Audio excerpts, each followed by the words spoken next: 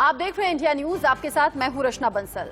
Corona काल में cases किस तरीके से बढ़ रहे हैं, ये लगातार हर दिन के आंकड़ों के जरिए हम आपके सामने बात रखते हैं। कितनी मौत हो रही है और इस कोरोना काल में हमने बार बार प्रधानमंत्री को कहते हुए सुना, देश के बड़े मंत्रियों को कहते हुए सुना कि वैक्सीनेशन बहुत ज्यादा जरूरी है। अपनी बारी का इंतजार कीजिए, जल्द से जल्द अपना नाम रजिस्टर कराइए और वैक्सीन लगवाइए। लेकिन अब जो सबसे बड़ी दिक्कत सामने आ रही है कोरोना काल में, वैक्सीन की किल्लत से जुड़ी हुई है। हमने तस्वीरें लगातार महाराष्ट्र, दिल्ली और राजस्थान से दिखाई। अब देश के तमाम अलग अलग हिस्सों से ऐसी ही तस्वीरें और ऐसी ही खबरें निकलकर सामने आ रही हैं जहां वैक्सीन की किल्लत हो गई है। अब इस वैक्सीन की कमी को दूर करने का एक अलग दावा सरकार कर रही है। इसी पर अगले 1 घंटे हम बात करने वाले हैं। कैसे सरकार दावा कर रही है कि वैक्सीन की किल्लत को दूर कर लिया जाएगा, क्या रोड मैप तैयार किया गया है, कैसे डोजेस पूरी होंगी। अब जिस वैक्सीन की पहली और दूसरी डोज में पहले 4 से 6 हफ्तों का वक्त लगता था, जो डिस्टेंस रखा गया था, वो अब 12 से 16 हफ्ते बढ़ाकर कर दिया गया है। विपक्ष सवाल इसलिए भी पूछ रहा है कि क्या वैक्सीन की किल्लत के जरिए ही आपने वक्त को बढ़ा दिया। शुरुआत बड़ी खबर के साथ करेंगे। देश में कोरोना केसेस में मामूली गिरावट आई है। 24 घंटे में 3,43,000 से ज्यादा नए केस दर्ज किए गए हैं। 24 घंटे का आंकड़ा 4,000 मौतों का भी है। केसेस तो मामूली घटे हैं, लेकिन मौत का आंकड़ा लगातार डरा रहा है। 24 घंटे में इलाज के बाद 3,44,776 लोग रिकवर होकर घर लौटे हैं, ठीक हुए हैं। ये अच्छी बात है, अच्छा आंकड़ा है। और अब तक राहत की खबर ये कि देश में 18 करोड़ से ज्यादा लोगों को वैक्सीन दी जा चुकी है। मतलब 18 करोड़ लोगों के सर से कोरोना का खतरा कम से कम टल गया है। क्योंकि अगर दोनों डोज वैक्सीन की लग भी गई हैं और फिर वो कोरोना संक्रमण का शिकार होते हैं तो कम से कम खतरे की बात नहीं होती, जो कि लगातार बड़े डॉक्टर्स दावा करते रहे हैं। अब बड़ी खबर ये कि 24 घंटे में जो केसेस सामने आए हैं वो मामूली गिरावट है, लेकिन मौत का आंकड़ा लगातार बढ़ता हुआ। और वैक्सीन की किल्लत के बीच में आखिर कैसे हम कोरोना को हरा पाएंगे, सरकार के अलग दावे हैं। लगातार सरकार दावा कर रही है कि वैक्सीन की किसी तरह की कोई किल्लत नहीं, और साथ ही साथ सियासत करने का आरोप भी केंद्र में बैठे हुए बड़े लोग कर रहे हैं, बड़े चेहरे कर रहे हैं। आपको 4 तस्वीरें हम दिखा रहे हैं। आपने अब 24 घंटे के आंकड़े देखे, मामूली गिरावट है, लेकिन मौत का आंकड़ा अभी भी 4,000 के करीब बना हुआ है। और एक दिन में 3,43,144 नए केस दर्ज किए गए। कल से कम जरूर ये आंकड़ा है, लेकिन मौत का आंकड़ा अभी भी खतरे की निशानी, खतरे का संकेत दे रहा है। और ये मौत का आंकड़ा लगातार चिंता बढ़ा रहा है। कोरोना काल में कोरोना पेशेंट्स की भी, उनके घर वालों की भी, उनके तीमारदारों की भी। कोरोना की रफ्तार धीमी जरूर हुई है, लेकिन वैक्सीन की किल्लत से कैसे हम कोरोना को हराने में कामयाब हो पाएंगे, ये सबसे बड़ा सवाल बना हुआ है। दिल्ली में भी कोरोना का ग्राफ गिरा है, उत्तर प्रदेश में केसेस कम हुए हैं, साथ ही बिहार से भी केसेस कम होने की जानकारी मिल रही है। लेकिन इसी बीच हॉस्पिटल्स में मारामारी अभी भी है। ऑक्सीजन की कमी की बात कई जगह से सामने आ रही है। 2 ऐसी बड़ी जगह, जहां दिल्ली और महाराष्ट्र, कई वैक्सीनेशन सेंटर भी बंद हो गए हैं। और अगर वैक्सीनेशन सेंटर बंद हो गए हैं तो कैसे लोग वैक्सीन लगवा पाए, कैसे लोग वैक्सीनेट हो पाए, ये सबसे बड़ा सवाल है। हमारे साथ अलग अलग मेहमान भी बने रहेंगे, जिनसे हम पूछेंगे, जानेंगे कि आखिर कैसे वैक्सीन की इस कमी को दूर करने की प्लानिंग सरकार की है और विपक्ष क्या कुछ अलग तर्क रख रहा है। हमने कल भी आपको खबर दिखाई थी, प्रधानमंत्री को विपक्षी दलों के जरिए एक लेटर लिखा गया है, जिसमें सुझाव कोरोना काल में कैसे निपटा जाए, कोरोना से कैसे लोगों को राहत पहुंचाई जाए, ये सभी बातों का जिक्र था। अब सरकार का दावा क्या है, सरकार का तर्क क्या है, ये आप समझ लीजिए। जुलाई तक वैक्सीन का महासंकट बना हुआ दिखाई दे रहा है, जिसमें अलग दावे सरकार के हैं। सीरम इंस्टीट्यूट कह रहा है कि जुलाई तक वैक्सीन की कमी, रातों रात उत्पादन नहीं बढ़ेगा, ये कमी बनी रहेगी। जबकि कोविशील्ड की सप्लाई 26 करोड़ डोज का ऑर्डर दिया गया है।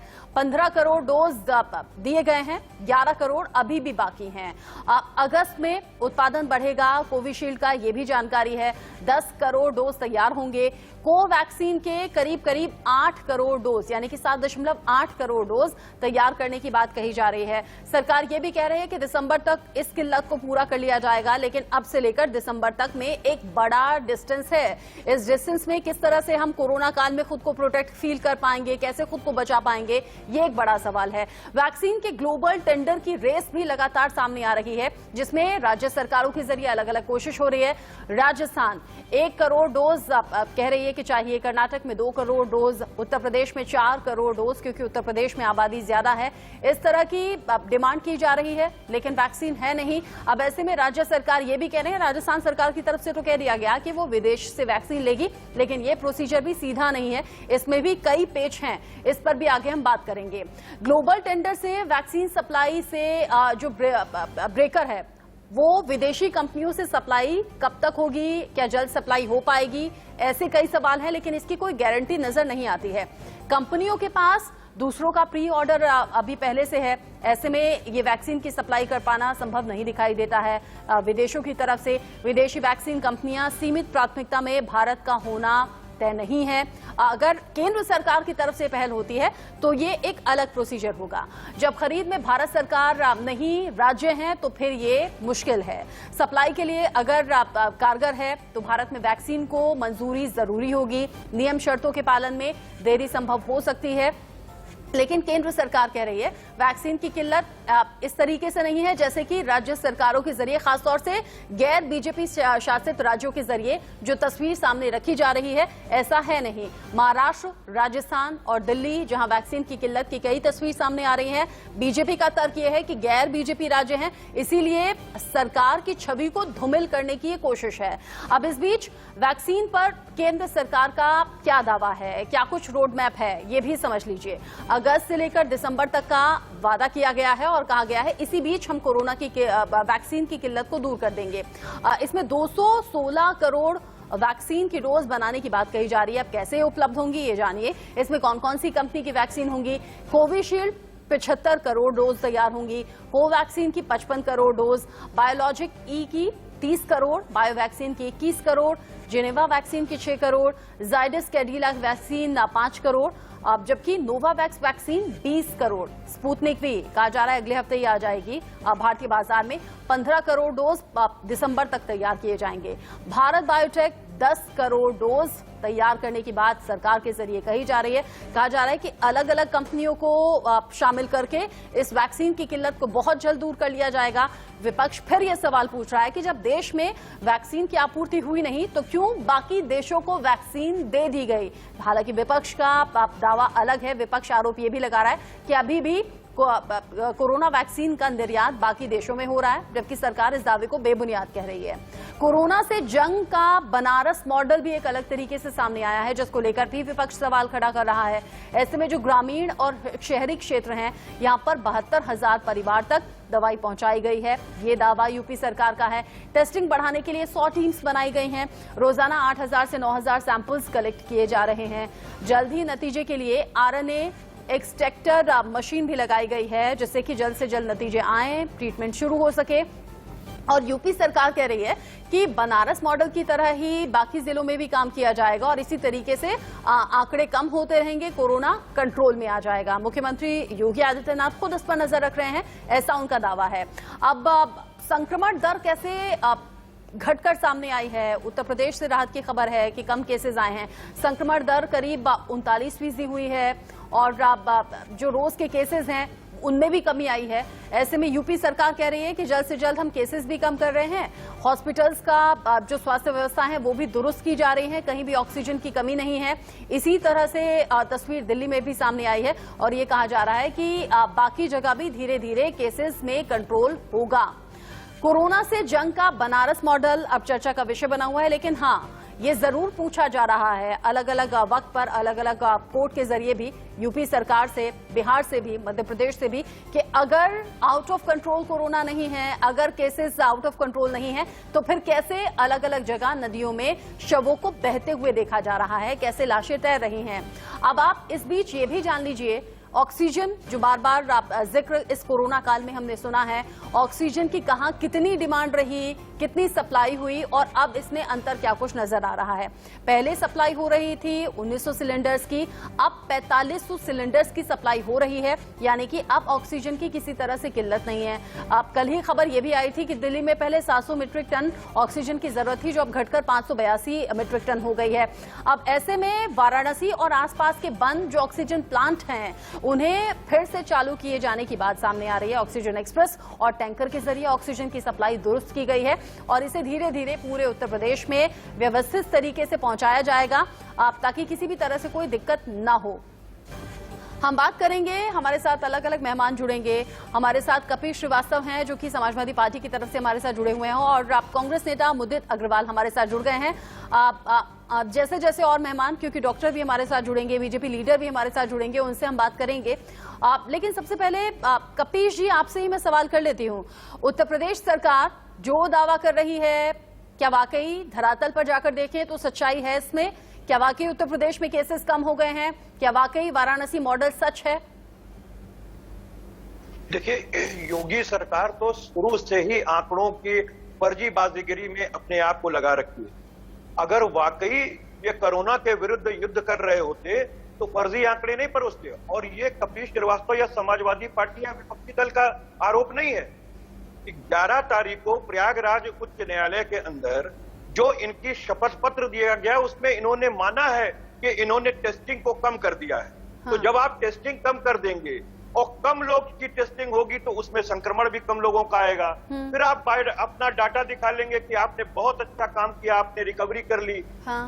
कोई WHO यहाँ तो देखने आती नहीं, वो तो आंकड़े देखती है सरकार की। और लोग यही समझते हैं कि सरकार जो आंकड़े दे रहे हैं वही सही है।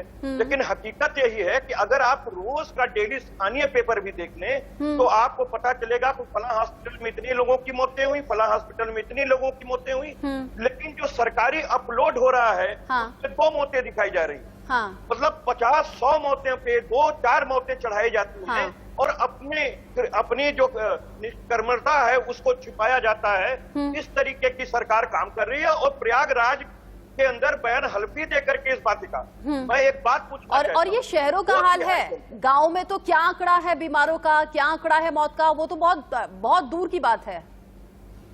रचना जी, सबसे पहली चीज तो यह है कि 2/3 भारत तो हमारा गांव में बसता है और गांव के अंदर सरकार ने पिछली बार भी और इस बार भी अवेयरनेस का कोई प्रोग्राम नहीं चलाया। क्योंकि जो हमें 1-1.25 साल काम करने का अवसर मिला था, सरकार के एजेंसीज और तमाम NGOs को साथ लेके, विपक्षी दलों को साथ लेकर के अवेयरनेस के प्रोग्राम को चलाने के लिए वहां सरकार और चुनाव आयोग ने सिर्फ चुनाव पर ध्यान दिया और स्प्रेड को अच्छा, अगर बीजेपी के लीडर जुड़े होते हमारे साथ तो शुरुआती सवाल तो मैं उन्हीं से करती, क्योंकि सबसे ज्यादा जवाबदेही उन्हीं की इस वक्त बन रही है।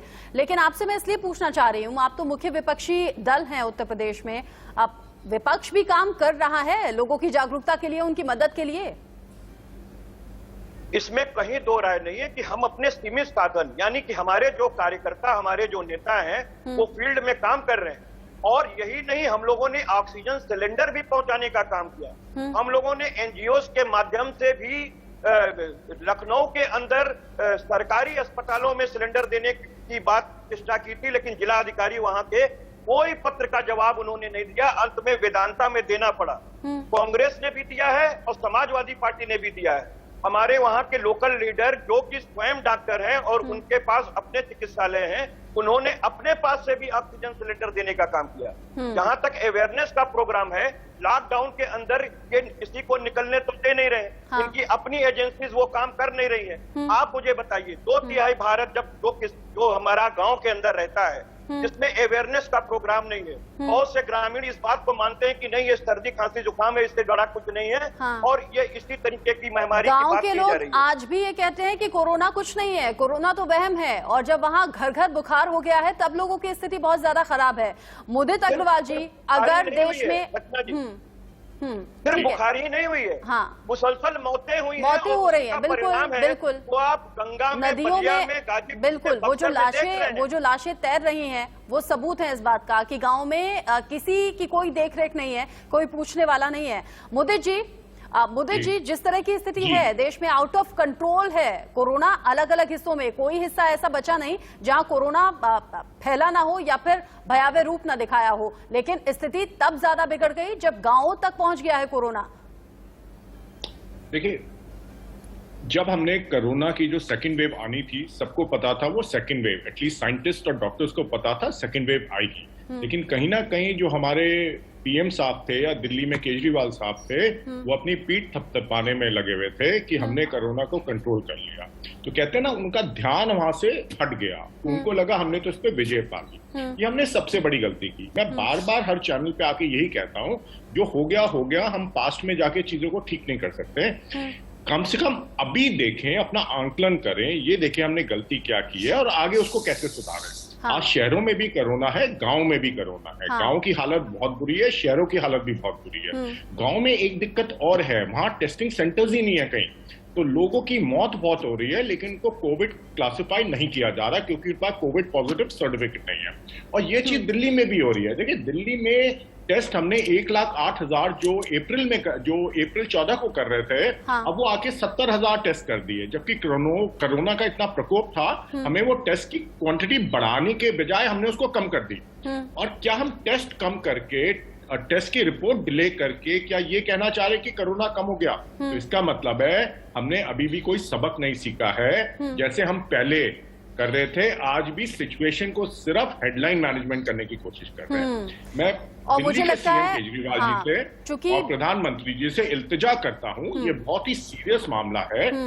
और कितनी सीरियसनेस है ये दिख रही है, देश भर के आंकड़े बता रहे हैं। इस बीच बीजेपी लीडर सूर्य कुमार मैथिल हमारे साथ जुड़ गए हैं, उनसे भी हम बात करेंगे। और डॉक्टर मनोज कुमार, डायरेक्टर हैं मैक्स हॉस्पिटल से, उनसे भी बात करनी जरूरी हो जाती है क्योंकि सभी सवाल सूर्य कुमार जी आप ही की तरफ इशारा कर रहे हैं। और शुरुआत में आपसे ही करना चाह रही थी, आप देर से जुड़े, आपसे मैं सवाल करूं, लेकिन उससे पहले डॉक्टर मनोज, अभी तक हम लोगों को ये बता रहे थे, समझा रहे थे, जो सरकार के जरिए कहा गया कि वैक्सीन की पहली डोज और दूसरी डोज में 4 से 6 हफ्तों का वक्त होना चाहिए, ये डिस्टेंस होना चाहिए। अब अचानक 12 से 16 हफ्ते, क्या वैक्सीन उतना असर करेगी? एक जो रिसर्च आया था बीच में एस्ट्राजेनेका की वैक्सीन कोविशील्ड के लिए, उसमें ऐसा कहा गया था कि अप टू 8 वीक्स होने से ज्यादा इम्यूनिटी इन्हांस हुई, तो वहां तक तो समझ में आ रहा था कि वो एविडेंस बेस्ड चेंजेस थे।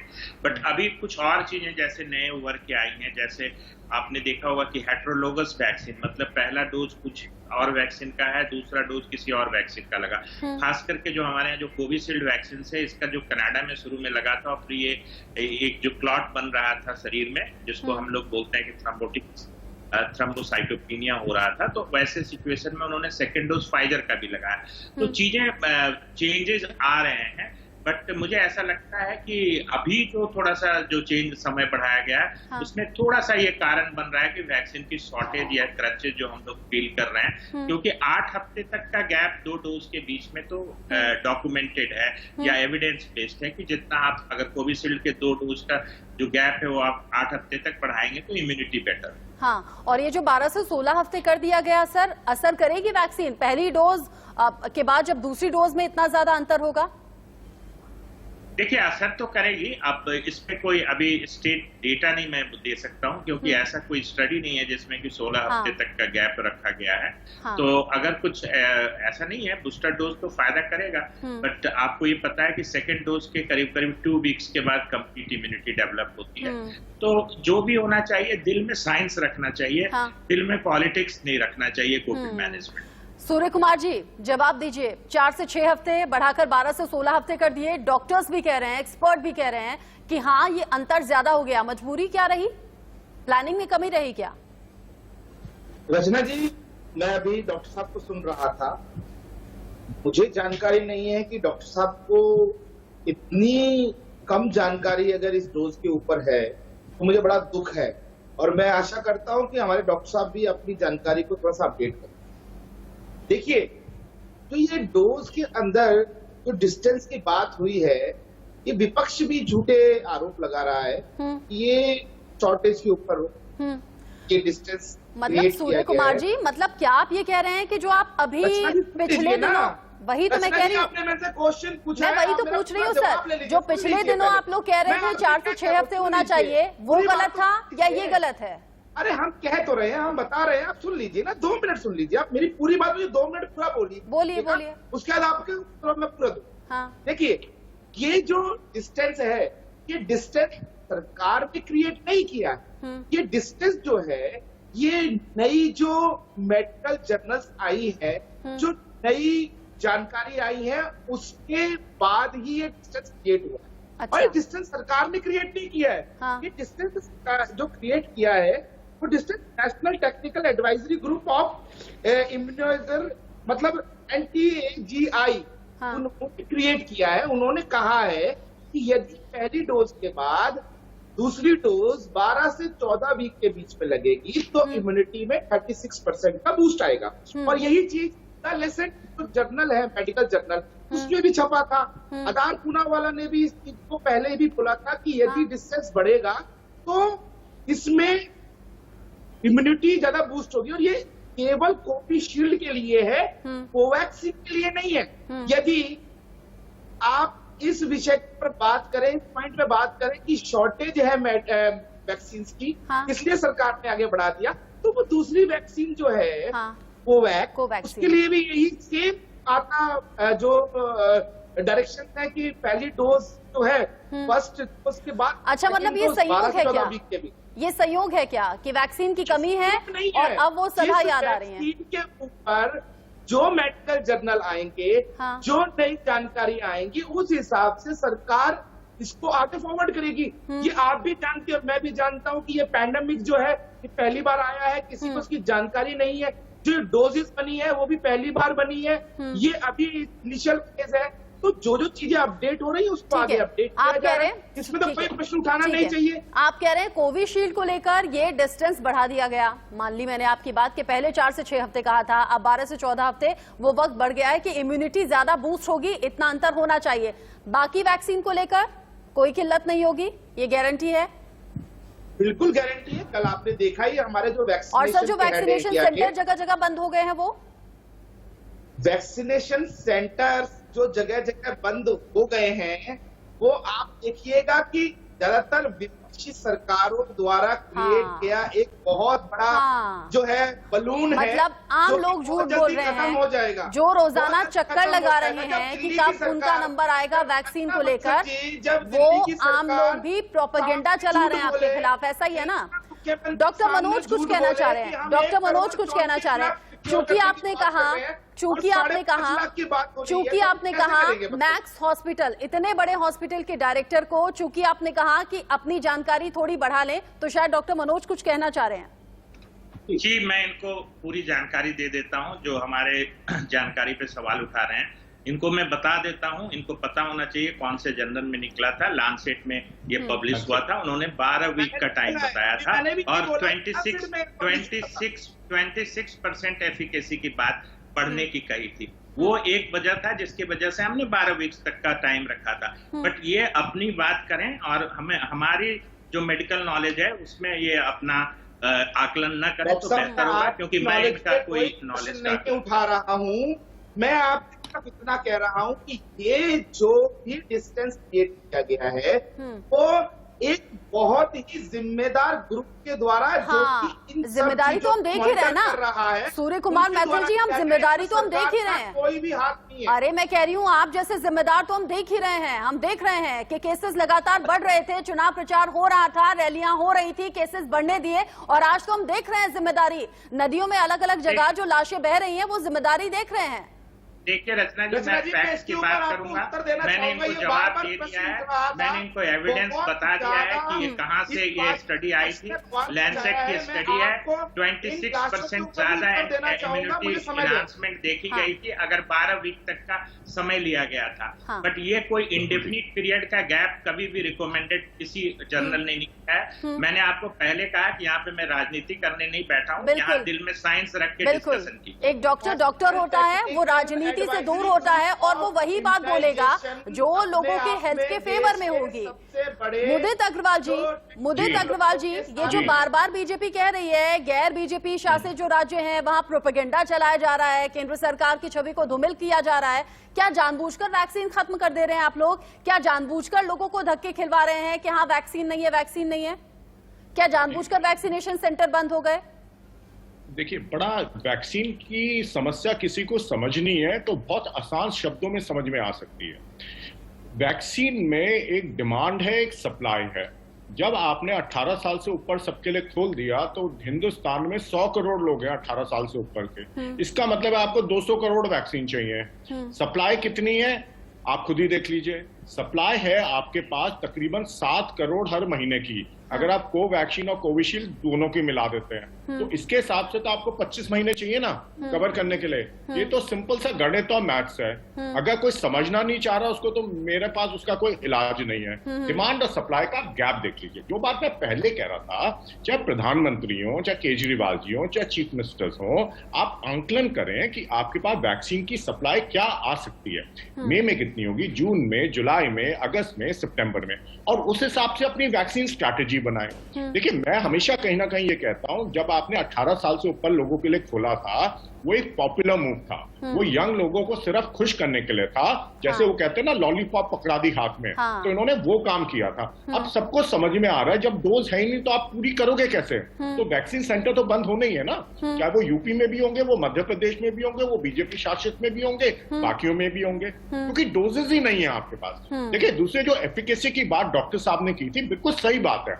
वो तो डॉक्टर साहब हैं, मैं भी इसके बारे में काफी पढ़ता रहता हूँ, चाहे लैंसेट रिपोर्ट हो, आजकल तो यूट्यूब बड़ा अच्छा माध्यम है, आपको लेटेस्ट रिसर्च मिलती है। आधार पुणेवाला जी, जब सरकार ने ये कहा था दोनों वैक्सीन के बीच में 4 हफ्ते का गैप होना चाहिए कोविशील्ड की, तब भी आधार पुणेवाला जी ये कह रहे थे जो गैप है वो कम से कम 8 महीने का होना चाहिए। और बाद में जो स्टडीज हुई थी, जिसमें लैंसेट ने भी उसको कोट किया था, तो मालूम हुआ जो एफिकेसी 30 से 35% बढ़ती है अगर आप गैप 12 हफ्ते के आसपास रखें। कहने का मतलब है 8 और 12 हफ्ते का। लेकिन कोई भी स्टडी ये नहीं है जो ये कहती है कि गैप आप 16 हफ्ते रख सकते हैं। कोई प्रूफ नहीं है। तो मुझे लगता है कहीं ना कहीं जो वैक्सीन की शॉर्टेज है, उसको वो कहते हैं ना आर्टिफिशियल डिमांड कम करने की ये एक तरीका है। लेकिन दूसरी चीज मैं बताता हूं जो बहुत ही खेदनाक है कि आप डिमांड कैसे कम कर रहे हैं वैक्सीन की। आपने ऐप बना दिया कोविन, बड़ी अच्छी बात है। क्या सारे हिंदुस्तानी वो ऐप को एक्सेस कर सकते हैं? जो बेचारा गरीब हमारा रिक्शा वाला है या जो गरीब जो हमारे मोहल्ले में रहते हैं, वो लोग बेचारे कैसे उस ऐप को एक्सेस करेंगे? तो इसका मतलब है कहीं ना कहीं आप आंखों में फिर से धूल झोंक रहे हैं। क्यों ये वैक्सीन फिर आप सबके लिए जवाब कहते हैं? तो क्या गरीब आदमी का कोई हक नहीं वैक्सीन का? वो तो झुग्गी झोपड़ी में रहता है, उसका कोई हक नहीं है। वो दमदार नहीं था। कपीश जी, गांव में कोरोना फैला नहीं था, शहरों में खासतौर से जो बड़े शहर थे वहां कोरोना के केसेस लगातार बढ़ रहे थे, लेकिन गांव अछूते थे लगभग, ये हम कह सकते हैं पंचायत चुनाव से पहले। क्या आपने भी कोशिश नहीं की, ऐसा चुनाव टाल दिए जाते? देखिए, बहुत सीधी सी बात है रचना जी कि जिस समय गांव की सरकार गिराई गई और प्रशासक नियुक्त किए गए थे 6 महीने पहले, इस इलेक्शन के 6 महीने पहले, और उस समय कोरोना का ही बहाना बनाया गया था कि हम प्रशासक इसलिए नियुक्त कर रहे हैं कि हम चुनाव नहीं करा सकते हैं, कोरोना का संक्रमण फैल रहे हैं। फिर उसके बाद इन्होंने स्वयं चुनाव आयोग से अपनी बात करके अपनी चुनाव तैयारियां करने के बाद इन्होंने यहाँ पर त्रिस्तरीय चुनाव घोषित करा दिए। उसमें जब इन्होंने चक्रवार अनुक्रम में आरक्षण की बात कही तो उन्होंने गैर विधिक तरीके से आरक्षण को लागू किया, जिसके विरुद्ध याचिकाकर्ता इलाहाबाद हाईकोर्ट में गए थे। और फिर इलाहाबाद हाईकोर्ट ने एक फार्मूला दिया, फिर ये सुप्रीम कोर्ट गए, उन्होंने कहा नहीं आप इस फार्मूले से कीजिए, लेकिन जो ये पीरियड है इसके बीच में आप करा लीजिए। तो ये कभी भी इन्होंने हाई कोर्ट या सुप्रीम कोर्ट पे ये नहीं कहा कि इससे स्प्रेड फैल सकता है और इसको हम खत्म कर देते हैं इस इलेक्शन को। जब जो है साधारण परिस्थितियां होंगी तब होंगी। किसी भी विपक्षी दल ने इनको कभी नहीं कहा कि आप कोरोना संक्रमण के अंदर आप इलेक्शन कराएं, लेकिन इनको कोई भी आदमी खुले हाथ से छूट नहीं दे सकता है कि हम अपने लोग को नहीं खड़ा करेंगे, आप जिता लो। सूर्य कुमार मैथिल जी, इतने सवाल आपकी तरफ खड़े हो रहे हैं, लेकिन जवाब वही गोलमोल दिया जाता है। अब आपने इस कोरोना काल में बार बार दिखाया और बार बार साबित किया कि देश या देशवासियों की जान आपके लिए मायने नहीं रखती। आपके लिए चुनाव बड़ा था और बड़ा रहा, और आज उसका नतीजा हम देख रहे हैं। शहरों के साथ साथ गांव में घर घर में बुखार है, घर घर में मौत हो रही है। वहां टेस्टिंग तो आप दूर तक छोड़ दीजिए, दवाई तक लोगों के पास उपलब्ध नहीं है। फिर आप कोई और बहाना बना देंगे, फिर आपसे सवाल होंगे तो आप गोलमोल कर देंगे। लेकिन ये कोरोना काल में जब लगातार आउट ऑफ कंट्रोल केसेस हैं, मौत का आंकड़ा लगातार डरा रहा है, टेस्टिंग के लिए आपको कई कई दिन वेटिंग का सामना करना पड़ रहा है। ऐसे में सरकार के अलग दावे हैं कि वैक्सीन की किल्लत जल्द से जल्द दूर कर ली जाएगी, क्योंकि बार बार ये कहा जा रहा है कि वैक्सीनेशन बहुत ज्यादा जरूरी है, इसी से हम खुद को प्रोटेक्ट कर सकते हैं, खुद को सिक्योर कर सकते हैं। कोरोना का खतरा अब ना के बराबर हो जाएगा वैक्सीन की दोनों डोज के बाद। अब ऐसे में वैक्सीन की ये कमी कैसे दूर होगी, सरकार क्या दावा कर रही है, कैसे इस किल्लत को दूर किया जाएगा, आपको ग्राफिक्स के जरिए हम समझा देते हैं, बता देते हैं। उसके बाद हम अपने मेहमानों से बात करेंगे। कोविशील्ड के डोज में जो अंतर अब होगा वो 12 से 16 हफ्ते का बताया जा रहा है। अब तक ये अंतर 4 से 6 हफ्ते, 8 हफ्ते ये डॉक्टर्स के जरिए कहा जा रहा था। मतलब आज तक जो जानकारी हम आपको दे रहे थे 4 से 6 हफ्ते का अंतर होगा, वो अब 12 से 16 हफ्ते हो गया है। कोविड पॉजिटिव होने के बाद ये लोगों से कहा जा रहा है, रिक्वेस्ट की जा रही है कि 6 महीने बाद आप खुद को वैक्सीन लगवाइए। आप ऐसा इसलिए कि कोविड से रिकवर होने के बाद एंटीबॉडीज खुद से डेवलप हो जाती हैं बॉडी में, उसके 6 महीने बाद आपको वैक्सीन लगवाने की सलाह डॉक्टर्स दे रहे हैं। वैक्सीन की कमी कैसे दूर होगी, सवाल लगातार बना हुआ है। गर्भवती महिलाओं को वैक्सीन लगनी चाहिए या नहीं लगनी चाहिए, इस पर डॉक्टर्स लगातार रिसर्च भी कर रहे हैं, बात भी कर रहे हैं। लेकिन सिफारिश ये की गई है कि जो गर्भवती महिलाएं हैं वो वैक्सीन लगवा सकती हैं। मौजूदा डिलीवरी के बाद वैक्सीन की सलाह है। प्रेग्नेंट लेडीज जब डिलीवरी कर देती हैं, बच्चे को जन्म दे देती हैं, उसके बाद उन्हें वैक्सीन लगवाने की सलाह है, क्योंकि अलग अलग केसेस में अलग अलग तरीके के रिएक्शंस वैक्सीन को लेकर सामने आए हैं। अब जो गैप बढ़ने की एफिकेसी है, जिसको लेकर डॉक्टर मनोज भी अपनी एक राय रख रहे थे, अपनी बात बता रहे थे, 12 हफ्तों के गैप पर दूसरी डोज से असर बढ़ता है, ये द लैंसेट का दावा है। कोविशील्ड डोज में 2 से 3 महीने के अंतर से 90% तक असरदार होगी एस्ट्राजेनेका। अलग अलग वैक्सीन को लेकर अलग अलग दावे हैं। फिलहाल कोविशील्ड को लेकर 12 से 16 हफ्ते ये वक्त बढ़ाया गया है। कम वक्त में डोज देने के फायदे क्या कुछ होंगे ये भी जानिए। ज्यादा लोगों के इम्यून होने से संक्रमण की दर में कमी आएगी, जिसे हर्ड इम्यूनिटी भी कहा जा रहा था। दोनों डोज वालों को संक्रमण होने की कम संभावना रहती है और कोरोना का खतरा ना के बराबर हो जाता है। मृत्यु दर तो बहुत कम हो जाती है, संक्रमण का खतरा कम रहता है। वायरस की म्यूटेट होकर नए वेरिएंट की संभावना में भी कमी आती है। अगर आपने वैक्सीन की दोनों डोज ले ली हैं तो आप खुद को सुरक्षित महसूस कर सकते हैं, लेकिन हाँ, उसके बावजूद आपको मास्क भी लगाना है, सोशल डिस्टेंसिंग भी रखनी है। 2 डोज में गैप अलग अलग वैक्सीन को लेकर अलग अलग दिनों का है। फाइजर जिसमें 21 दिन का गैप होना चाहिए, मॉडर्ना 28 दिन का गैप बताया जा रहा है, स्पुतनिक वी जिसमें 21 दिन का गैप होना चाहिए। ये जानकारी अभी तक निकलकर सामने आ रही है। सूर्य कुमार मैथिल जी, वैक्सीन लगवाइए, खुद को जल्दी से जल्दी वैक्सीनेट करवाइए। ये हम पिछले कई महीनों से कह रहे हैं, जब से वैक्सीन बाजार में उपलब्ध हुई और लोगों को वैक्सीनेशन कराने की सलाह दी जाने लगी। अब क्या कहें कि ये टाइम अचानक बढ़ गया है, पहले जो कहा था वो गलत है, और प्लानिंग को लेकर इतने ज्यादा सवाल सर आप पर क्यों हैं? प्लानिंग की कमी क्यों है? पहले 45+ लोगों को, फिर 18+ लोगों को वैक्सीन है नहीं, वैक्सीन लगवाएं कहां से? रचना जी देखिए, अभी जो आपने मुझसे प्रश्न पूछे हैं उनका पूरा मैं आपको उत्तर दूंगा, लेकिन मुझे समय दीजिए। देखिए रचना जी, आपने मुझसे प्रश्न किया कि सबसे पहला प्रश्न जो आपने अभी पहले किया था वो किया था कि जो लाशें हैं गंगा जी की जो आ रही हैं, पहला मुद्दा आपने वो उठाया था। हमारे समाजवादी पार्टी के मित्र ने भी वो मुद्दा उठाया था, और उसके अलावा उन्होंने कहा था कि WHO जो है वो जाके जमीन पर कार्य नहीं देख रहा है, वो सिर्फ आंकड़ों की बात कर रहा है, आंकड़ों की फर्जीबाजीगिरी हो। और कांग्रेस के हमारे मित्र ने बोला था कि गांव-गांव में टेस्टिंग हो ही नहीं रही है। उत्तर प्रदेश की भी बात की थी इन्होंने। तो मैं बताना चाहूंगा हमारे मित्रों को और आप सभी लोगों को और पूरे देशवासियों को कि उत्तर प्रदेश सरकार को जो WHO ने जो प्रशंसा की, वो प्रशंसा ऐसे ही नहीं हो गई थी, कोई फर्जी आंकड़ों के आधार पे नहीं हुआ था। WHO ने ग्राउंड रियलिटीज को चेक किया था। 10,000 से ज्यादा घरों के अंदर जाकर उनकी टीमों ने चेक किया था। 2,000 ज्यादा जो टीमें काम कर रही है ग्राउंड पे भारत उत्तर प्रदेश सरकार की, उनको गहन जांच की थी। उसके बाद जाकर WHO ने अपनी वेबसाइट के ऊपर इतना बड़ा आर्टिकल लिखा था और कहा था कि यूपी में जो कार्य कर रहा है प्रशासन वो बहुत ही प्रशंसनीय है। अच्छा, अब मैं आपको बताना चाहता हूँ। हाँ सर, उत्तर प्रदेश के कई गांवों में मेरे भी जानने वाले हैं, ऐसा कभी कुछ जानकारी में आया नहीं? हो सकता है कपीश जी को पता हो। कपीश जी, ऐसा हुआ है क्या? नहीं, वो आप अपनी जानकारी को कपीश जी, मैं आपको गांव-गांव में पहुंची है क्या टीम? जिन किसी की आप बात कर रहे हैं, मैं बिल्कुल तुमसे ये पूछना बिल्कुल चाहूंगा नहीं। कि उत्तर प्रदेश में कितने जिले हैं और कितने गांव हैं, पहले यही इतना बता दें, यही बहुत बड़ी बात अरे- होगी इनके लिए, ये जो अरे बड़ी बड़ी भाई, बातें यहाँ मेरी बैठ के बात कर रहे सुन हैं आप। लीजिए ना उनको भी, उन्हें भी तो बोलने का अधिकार है ना। कपीश जी बताइए तो जरा। अधिकार मैं तो पूरे देश के जिले बता दूंगा कि आपको 700 जिले हैं। हैं, जिसमें 553 जिले। अब रुकिए, अब सुनना चाहिए आपको। हम्म, ये तो फर्जी आंकड़े आपको देते हुए शर्म नहीं आती है? लिहाज है आपको?